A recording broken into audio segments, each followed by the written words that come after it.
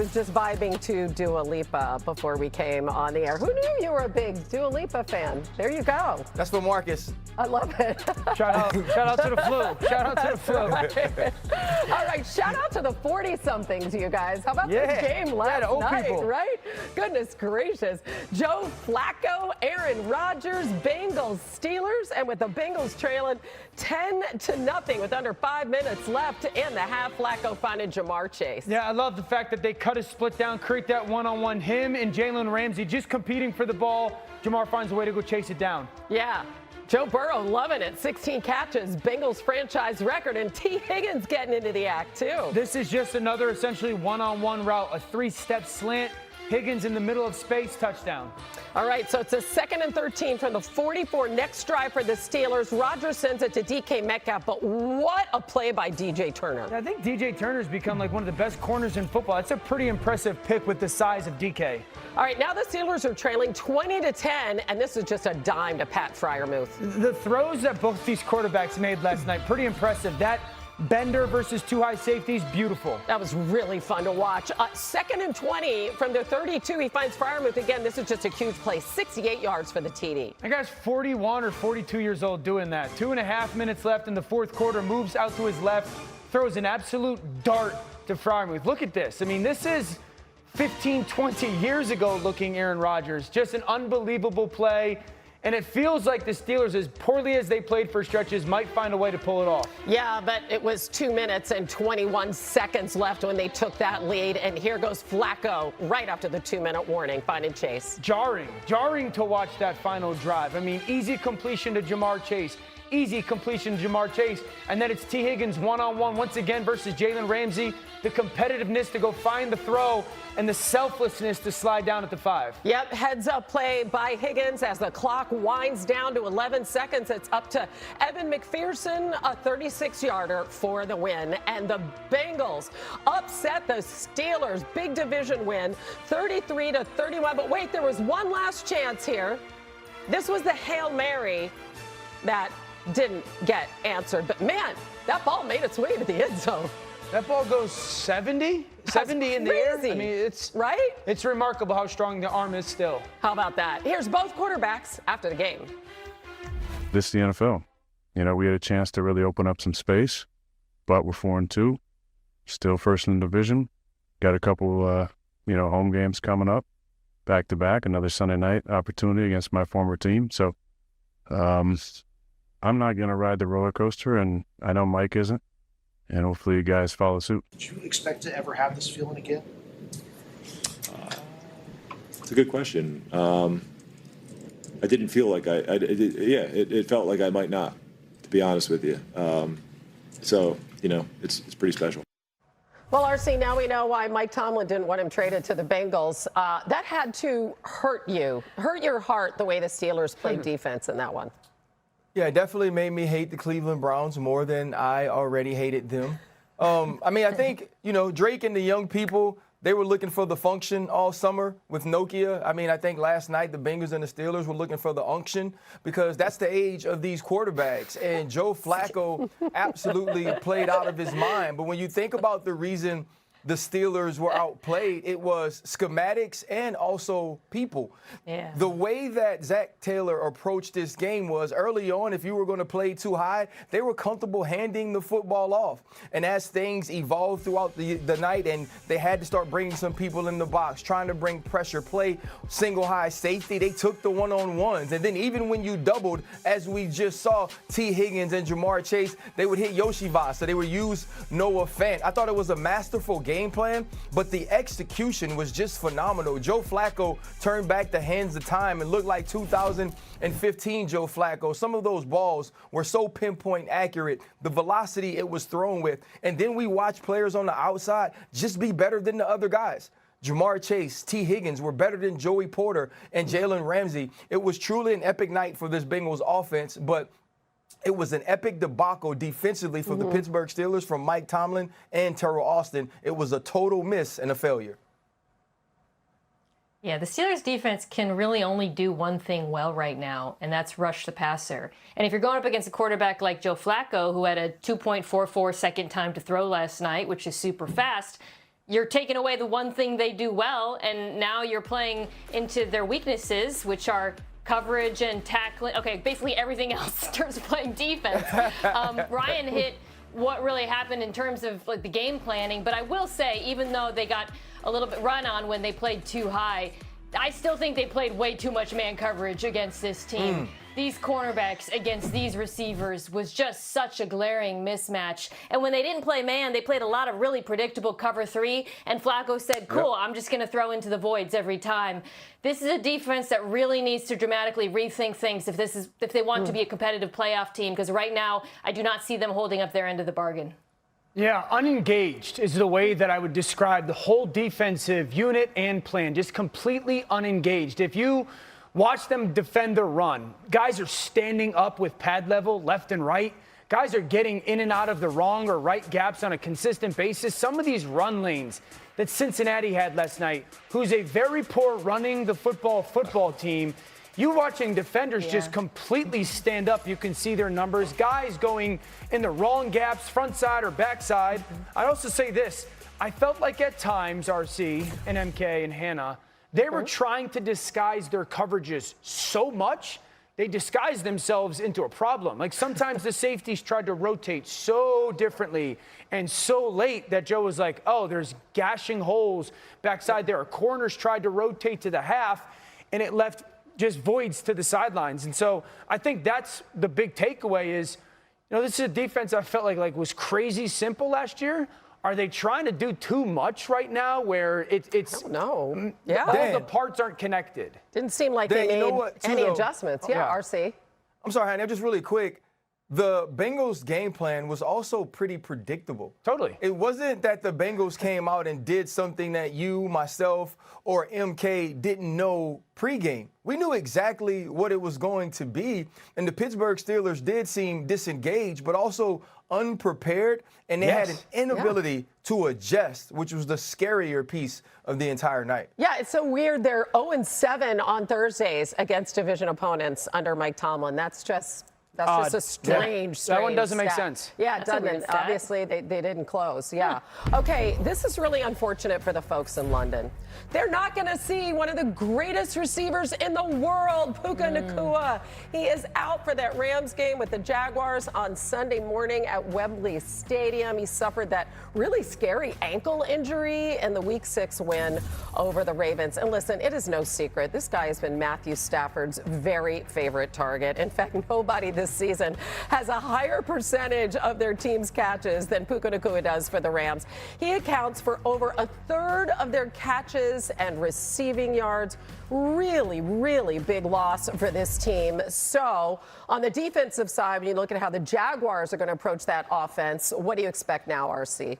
Well, I think the first thing that you're going to get from Anthony Capelli's defense. Stories, injury updates, previews of every game right up until kickoff. And one of their stars is with us today on a Friday. Research producer Evan Kaplan. He is. He's a star on a Sunday with us on a Friday. This is what we call Cap. Okay, Evan, you're going to dig deep into these numbers. Colts, offense, what do they say? All right, Hannah. So the Colts have scored the most points in the NFL this season, but we're taking it a step deeper. We're talking about points per drive. How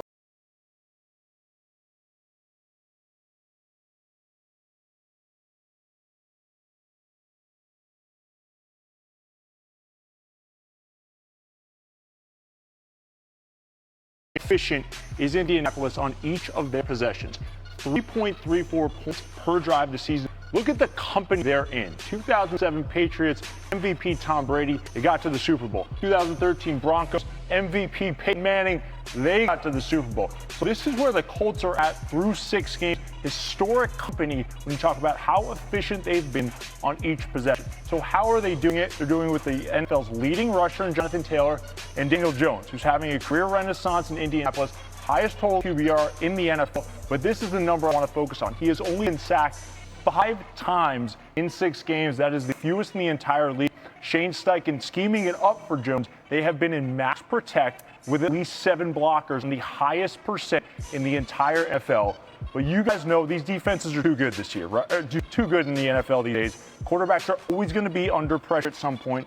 And look at this.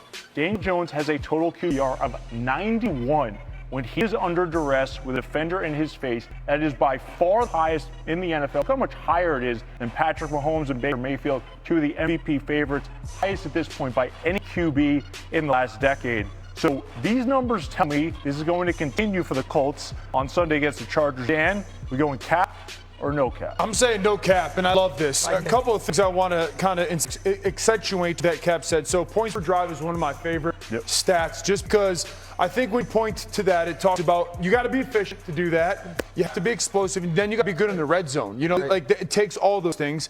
The 5 sacks is a combination of the offensive lines playing well. You talk about max protection, which is Steichen, and then Daniel's like being much more aggressive as a quarterback. But the most impressive thing that Cap talked about is under pressure. That's still his biggest flaw. That has been Daniel Jones' biggest flaw since he came out of Duke, since he was at the Giants, was in those moments of dealing with pressure, he would panic with the ball. How do you correct that?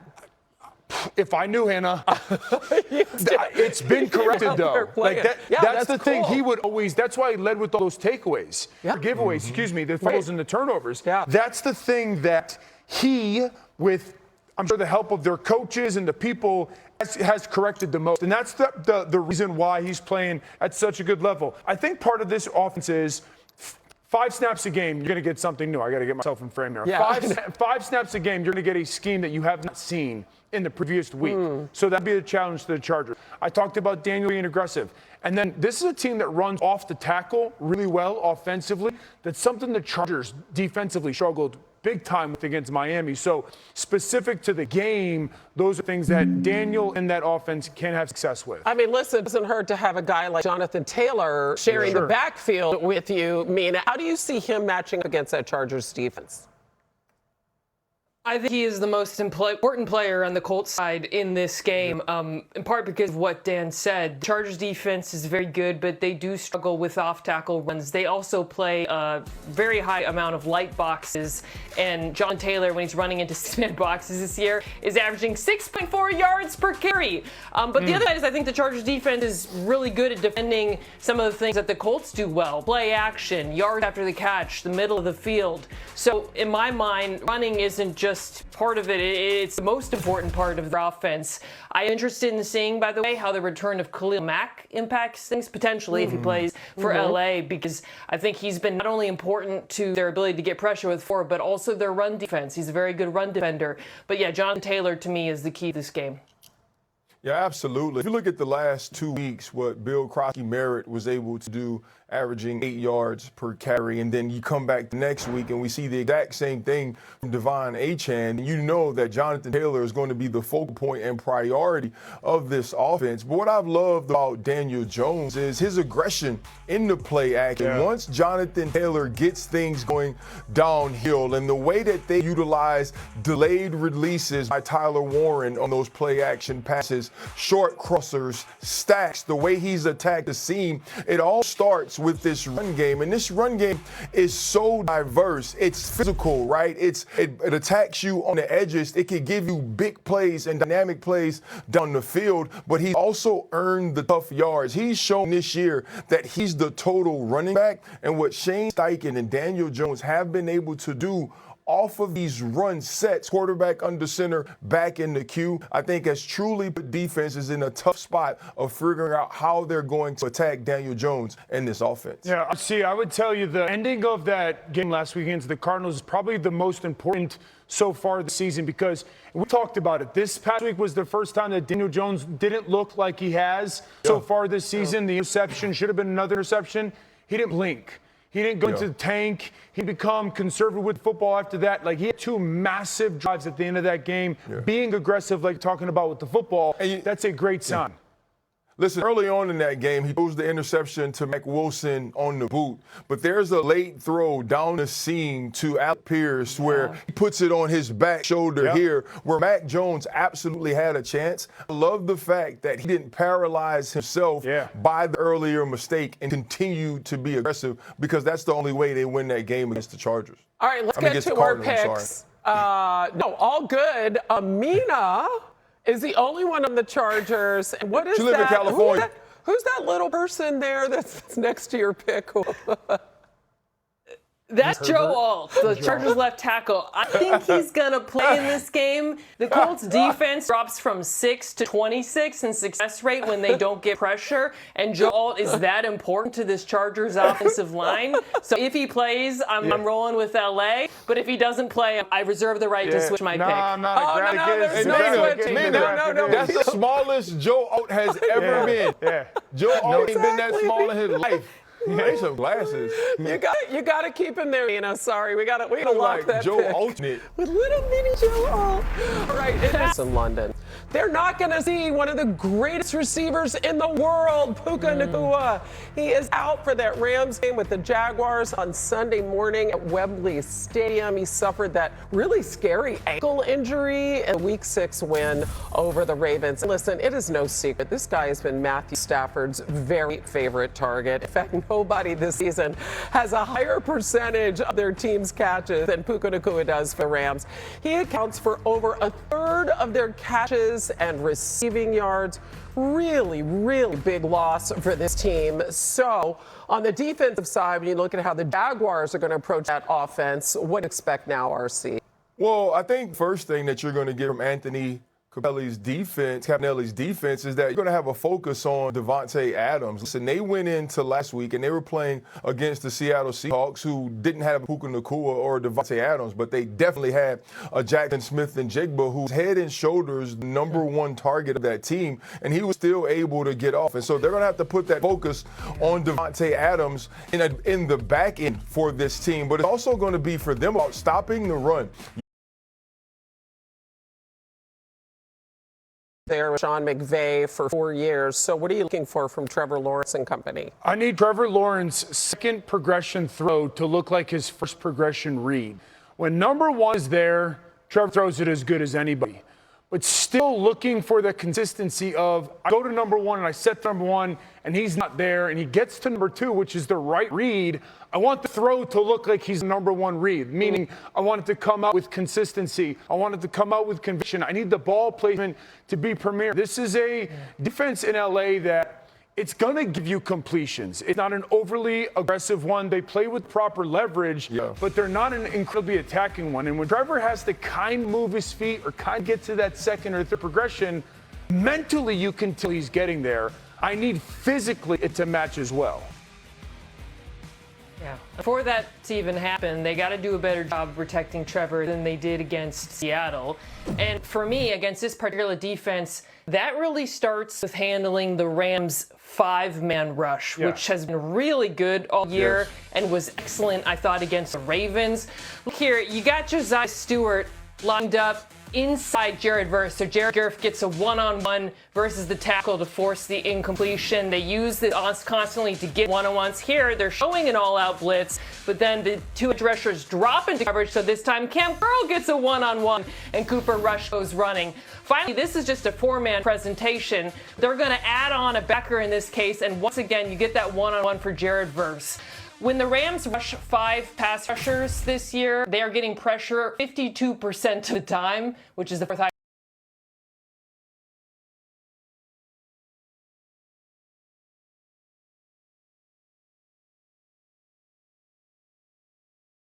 highest rate in football. And that is something in particular that Jacksonville is going to have to worry about in this game because it's so successful. Yeah, let's take. Dan, man.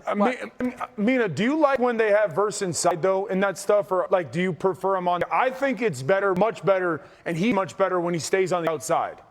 Yes. Yeah, I prefer him on the outside too. As you saw on those plays, he's able to use both his speed and his power, speed to power in those situations. So I like it because it crashes the pocket, and he's so good at it. Yeah. Yeah, I want to take a look at our picks. It's really interesting because we're starting the show the right way on Friday. Even split down the middle. Good, RC and I are on the Rams. I like it. Dan and Mina on the. Yeah, how come the Rams? Real quick, RC. No, I just think that Sean McVay is going to figure out a way to find ways to score. I still don't believe in Trevor Lawrence fully, and the Rams front has made this team so opportunistic to me in the way that they pressure the quarterback. All right, we have some injuries affecting other big names across the NFL. So we have Terry McLaurin. He remains out for a 4th straight game. David Njoku is also not playing on Sunday. Several others are banged up, including Calvin Ridley and Garrett Wilson. And a big surprise surprise name here, guys. We didn't expect to necessarily see this. Trayvon Diggs is out. What? That was as of today. And here's Dallas head coach. Yeah, he's out. Here's what Shotty had to say about it. Trayvon Diggs came in this morning with some concussion symptoms after having an accident at his home. He's been checked out by our doctors and is in the protocol and will miss the game. Yeah, so we're going to have more on that coming up. Man. Strange injury. We're just games in the first 3 wins. First 4 wins. Eagles head coach Nick Sirianni addressing struggles earlier today. We have to worry about ourselves and not focus on other things. I think that's something we always talk about is, there's a lot of outside distractions. And that's why that mindset's so important, to be able to, eliminate things that could distract you from your goal, whether that is the adversity that you're going through or outside noise or inside noise, whatever it might be. It's eliminating those distractions to focus completely on what you need to do and the task at hand. Jose, so he says the Eagles are worrying about themselves. Brian Flores and the Vikings are coming to town. What should you be worried about, RC? He should be worried about that pressure. The Eagles offense is going to be under more pressure than a loose button on Fat Man's jacket. We know the way that Brian Flores likes to attack these offenses and attack these quarterbacks. They're going to make sure that they try to blitz Jalen Hurts as much as possible. This is the way to get the football out of his hands. This is the way to make him uneasy in the pocket. And quite frankly, Philadelphia Eagles just don't have great adjustments for the pressure, whether it be their blocking scheme or their routes or their hots. They seem to fold whenever teams put pressure on them, and we've seen that from week 1 since the second half when the Dallas Cowboys and Matt Eberflus decided to employ that sort of strategy week in and week out. This is how defense have decided to attack Jalen Hurts and the Philadelphia Eagles, and he's facing one of the best at doing it in Brian Flores in that group. Ryan's absolutely right. This is a challenging matchup from a passing perspective because everything that Hurts has struggled with, Sims, zone blitzes, are the things that Brian Flores, like the grandmaster in, right? The Vikings zone blitz at the highest rate in football. They're very good at it. Where they've been less good this year, the Vikings defense, is stopping the run. 24th in success rate against the run this season. And that's where my attention is for Philadelphia, because it's obviously another thing they need to fix. Saquon Barkley is being contacted at the line of scrimmage way too much. Defenses have keyed in on him because they have not created any doubt at the second level. If they don't want to use under center play action, that's not their bread and butter, I think what they have to do is one of 2 things. One, more RPOs. They've been harping on this. The other thing, though, and this is so important, Jalen Hurts has to run the football. If they're going to live in that shotgun outside zone world, Hurts has to be a threat to keep it. He has to do it early in this game, and I think if he can seed that fear in Vikings linebackers, then it's going to ease things up on Saquon Barkley. I want to hear something crazy about the Eagles offense. Last year, in 2024, they ran the RPO 16 times. This year, they've run it 10. This is a team that in 2023 ran it 300 times, 200 times. The RPO's gone away from this offense. Wow. That's because he's so comfortable that way. All right. So, again, one of the many mysteries about the Eagles, when we look on the other side of the ball, when the Vikings are on offense, what's the most important matchup, Dan? I would live in 11 personnel this week if I was Minnesota. Minnesota, it's not necessarily who exactly they are. They middle of the pack when it comes to putting those 11 personnel people, 3 wide receivers on the field. But Philadelphia defensively is a bottom 5 defense if you do so. They've given up 11 touchdowns facing 11 personnel. For me, it's Justin Jefferson and Addison. It's all about how do I use Justin and how do I use Addison. And if I can get one of those 2 guys on anybody really but Quinyon Mitchell or Cooper DeJean, we should have a ton of success throwing the football. And so as much as I love Minnesota's 12 personnel when they put their 2 tight ends in the field, this week, I think it's an 80%, 11 personnel matchup or plan game-wise, and I would make Philadelphia play to their weakness, which is having those 3 or 4 corners on the field. Man, I love that. And I love the fact that you mentioned Addison and Jefferson because the matchup isn't in the slot. The matchup is going to be outside, opposite Quinyon Mitchell. Yeah. And it's going to be schematically, what do we see from Vic Fangio's defense early? You know, a few days ago or a week ago, we watched Quinyon Mitchell on the sideline with the hamstring. And so is he going to track number one in Justin Jefferson, or is he just going to play one side of the field? Because if he does, and we know exactly where to go each and every play, they should get a heavy dose of Jordan Addison or of Justin Jefferson on the outside because they are so susceptible and vulnerable. All right, guys, as we look at our picks here, What do we got? how am I the only one on the Vikings? Because I listened to you guys breaking down all the Eagles' issues, and I'm like, the Vikings are not going to Wentz, beat them. Santa. Well, That's how. you know be what? respectful to Carson Wentz. No. Oh, you knew that was coming. You knew that was coming. Okay. Run the roller coaster, man. Some notable injuries, by the way, ahead of the Commanders and the Cowboys on Sunday in Dallas. Terry McLaurin will be out for a fourth straight game. We still don't really have any definitive word yet on Deebo Samuel, and actually the same can be said for CeeDee Lamb. As we mentioned, a Diggs injury popped up today. He's out Sunday. Here's Dallas head coach Brian Schottenheimer with more. Trevon Diggs came in this morning with some concussion symptoms after having an accident at his home. He's been checked out by our doctors and is in the protocol and will miss the game. Okay, very strange set of circumstances for this injury, RC, but they're already just flat out terrible this season. Now no Diggs. What does that mean? Times when you're hanging Halloween decorations on your house, those ladders can get slippery.